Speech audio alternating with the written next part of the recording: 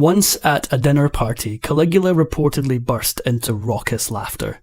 When asked to explain why, his answer was so disturbing, it's impossible to forget. Please subscribe and help me reach 1,000 subscribers. Your one comment and one push can truly change my life. Caligula was the emperor of Rome between 37 and 41 AD. Remembered as a cruel and erratic tyrant, his deranged tendencies threw Rome into chaos, and eventually led to his violent death. Caligula came from a prominent line of Roman leaders. Julius Caesar was his great-great-grandfather, Augustus was his grandfather, and his father Germanicus was one of Rome's most effective and popular generals. Remarkable men all round, but Caligula would soon prove that the apple can fall very, very far from the tree. When young Gaius Caesar Augustus Germanicus was growing up, his father would dress him in a child-sized soldier's uniform whenever he brought him on campaign. As such, the troops took to calling him Caligula, which means little boots. Caligula was born as Emperor Augustus lay dying. The first Roman emperor named his stepson Tiberius as his heir, but with one very specific condition. Augustus deeply admired Caligula's father, Germanicus, and made Tiberius promise to make the great general his heir. Tiberius agreed, and Augustus died, completely unaware that his best-laid plans were about to go down in flames. One of Tiberius's first acts as emperor was to send Germanicus on a diplomatic mission, where the general mysteriously caught ill and died. But this was ancient Rome, and powerful people didn't usually drop dead without a reason. Rumours spread like wildfire that Tiberius had been behind Germanicus's death. Conflict erupted at the highest ranks of Roman society, and the aftermath was brutal. The young Caligula barely survived the fallout of his father's demise. His mother accused Tiberius of murdering Germanicus and sought revenge. Tiberius acted first and accused her and Caligula's two older brothers of treason. Agrippina died of starvation in exile on a remote island, and Tiberius had the two brothers imprisoned. One of them also died of starvation, and the other took his own life. In an instant, Caligula's entire family was gone. Through all of this chaos, Caligula was still just a young child, so he was spared. For most of his youth, Caligula's great-grandmother, Livia, shielded him from politics. But a sudden tragedy changed all that. Tiberius's son died, perhaps murdered by a political rival. Either way, Tiberius suddenly had no heir. In 31 AD, he summoned Caligula to his pleasure island of Capri and adopted the boy. Caligula despised Tiberius for what he did, yet the emperor still named him as successor. But why? According to contemporary accounts, Caligula, at least when he was young, was a gifted actor and managed to hide his true feelings. He served Tiberius so well that one writer commented, "Never was there a better servant, or a worse master." Even before he was emperor, Caligula had an innate viciousness. He enjoyed watching executions and indulged in scandalous behaviour at night. As he became more unhinged, the aging emperor commented, "I am nursing a viper in Rome's bosom." He often bragged that he once carried a dagger into Emperor Tiberius's bedroom with the intention of killing him, avenging his mother and brothers. Apparently, when he entered the room and found Tiberius asleep, he had a change of heart and left, but still felt like people had to know that he could have done it. While living as Tiberius's guest, Caligula befriended Naevius Sutorius Macro, the head of the powerful Praetorian Guard. Macro's good words helped soften Tiberius towards young Caligula, but Macro would come to regret ever knowing him. One historian, Tacitus, wrote that Macro smothered the dying Tiberius with a pillow to make sure that Caligula rose to the throne. But Suetonius claimed that Caligula himself ended Tiberius's life and ensured his rise to emperor. We'll never know what really happened, but the result was clear. Caligula took the throne, and Rome trembled. In the final years of his reign, Tiberius let Rome fall apart while he relaxed in his pleasure palace on Capri. As such, the people of Rome absolutely hated him by the time he died, so when Caligula took the throne, the Romans rejoiced. At Tiberius's funeral, he delivered a passionate and weepy speech in the deceased emperor's honour and gave him an extravagant burial. Based on historical reports, Caligula knew how to work a crowd. He put those abilities to good use on the day of his predecessor's funeral, despite his utter hatred for the man who murdered his family. The people of Rome had extremely high hopes for Caligula's rule. After all, he came from a pretty amazing pedigree, and many were sympathetic to the nightmares he went through as a child. And, believe it or not, he lived up to their greatest hopes, at first. He freed unjustly imprisoned citizens, gave bonuses to military men, and eliminated a highly unpopular tax. The Roman historian Philo described those first few months as blissful, but the bliss ended almost as quickly as it started. 6 months after taking power, Caligula suddenly fell ill, possibly by poisoning. He recovered, but by all accounts, the illness broke something in his mind, and Rome shook from the consequences. He began having his family members killed, beginning with his cousin and heir, Gemellus. His grandmother was utterly furious, but she too died shortly after. He had his father-in-law and brother-in-law executed, and his 2 living sisters exiled. When it seemed as though Caligula might die of illness, Macro made some political manoeuvres to try and save his own career. When Caligula recovered, he discovered Macro's plans, and condemned his one-time ally to a horrifying fate. He forced Macro, to whom he owed so much, to end his own life.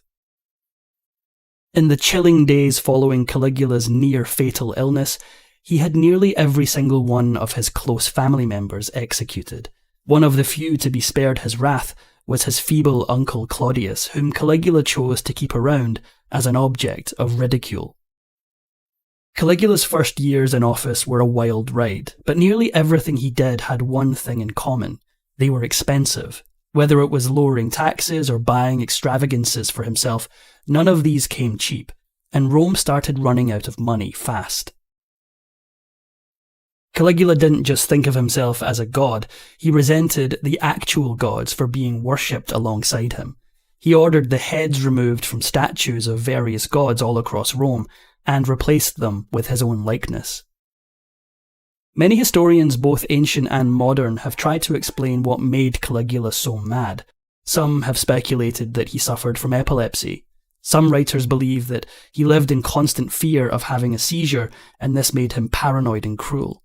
To further the epilepsy diagnosis, multiple sources confirmed that Caligula couldn't swim, despite the fact that swimming lessons would have been a part of his education. One reason for this might be that he was afraid he would have a seizure and drown while in the water. By all accounts, Caligula wasn't a particularly formidable figure. Writers describe him as skinny, pale, and sickly, with hollow eyes and thin hair. He also apparently suffered from faintness throughout his life, periods where he was incapable of almost any effort. About halfway through his reign, Caligula broke with the Senate and started using every opportunity to humiliate them. Around 39 AD, he removed and replaced all of the consuls without asking the Senate's approval. He would also reportedly force senators to run alongside his chariot, dressed in their full robes. He laughed as he made everyone around them miserable, but he would eventually pay the ultimate price. The gladiatorial games were not only for public exhibition and political reputation, but also to serve up Roman justice. Criminals and slaves were often sacrificed to vicious beasts for entertainment, but apparently that wasn't enough for someone as bloodthirsty as Caligula. One day, the emperor allegedly found the day's activities to be a little dull, so he ordered his guards to throw an entire section of the crowd to the beasts to make up for it. As Caligula's behaviour became more erratic and cruel, critics began to question his actions. He soon became one of the most hated people in the entire empire. And did this bother the man who thought himself a god? No, he simply said, "Let them hate me, so long as they fear me." Rome didn't let Caligula's cruel and disturbing behaviour go unnoticed. Resentment grew in nearly every level of government. But in 40 AD, Caligula finally went too far, and in doing so, sealed his dark fate. So after years of cold-blooded killings and extravagant spending, what did Caligula do that finally led to his downfall? he decided to move. Caligula saw himself as a god, but no matter how hard he tried, most people still only saw him as an emperor. However, right across the Mediterranean in Egypt, people had spent millennia worshipping their rulers as divine. For someone as megalomaniacal as Caligula, that idea was too good to pass up. In 40 AD, he began making plans to permanently move to Alexandria, taking the capital with him. His plans were the last straw for many powerful people in Rome. If he moved to Alexandria, Rome and the people who lived there would lose their political influence. This would completely neuter both the Senate and the Praetorian Guard. Cassius Chaerea, one of Caligula's own guardsmen, knew this better than any, so he hatched a dark plan to put an end to Caligula's madness once and for all. Aside from the obvious political motivations, Chaerea had a personal vendetta against the emperor as well. Reportedly, Caligula often mocked Chaerea for his feeble voice and called him derogatory names in public. Caligula probably did this and worse to countless people in Rome, but Chaerea was one man he never should have crossed. On January 22nd, 41 AD, Caligula was busy speaking to a group of young actors in the corridors beneath his luxurious palace when Chaerea and his fellow conspirators appeared out of nowhere.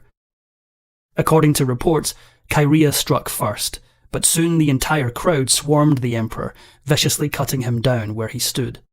Strangely enough, the final moments of Caligula looked a whole lot like the final moments of his ancestor, Julius Caesar.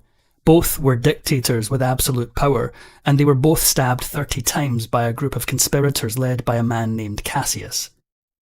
Though the Praetorian Guard had turned on Caligula, his personal Germanic Guard was still rabidly loyal to him right to the end. When they arrived on the scene, the emperor already lay dead, but that didn't stop them from getting their mad revenge. They brutally attacked everyone around, conspirator or otherwise. After killing Caligula, his assassins tracked down his wife and their young daughter, determined to eliminate any trace of the emperor's bloodline. In a moment of utter cruelty that would have made George R.R. Martin proud, they allegedly killed Caligula's child, Julia Drusilla, by bashing her head against a wall. Next, the conspirators went looking for Caligula's sickly uncle, Claudius. Claudius wasn't exactly the most able combatant, so his response to his nephew's murder was to hide in a curtain. Luckily for him, a sympathetic soldier found him, and a faction of the Praetorian Guard quickly took him out of the city to safety. If the Senate had gotten its way, Caligula's ruinous end would have been the end of the Roman Empire. To their credit, his rule had been a pretty good example of why giving one man absolute power might not be the best idea. The senators set about restoring the Roman Republic, but there was one glaring problem. Caligula had been a total disaster of an emperor, but the Roman military still liked the idea of an empire. They rallied around Claudius and declared him the new emperor. Claudius wasted no time in executing the men who had killed his nephew, and the empire continued on, finally rid of its most deranged ruler. Caligula had a malevolent sense of humour. Once, at a dinner party, he reportedly burst into raucous laughter. When asked to explain the reason for his mirth, he replied, "I've just thought that I've only to give the word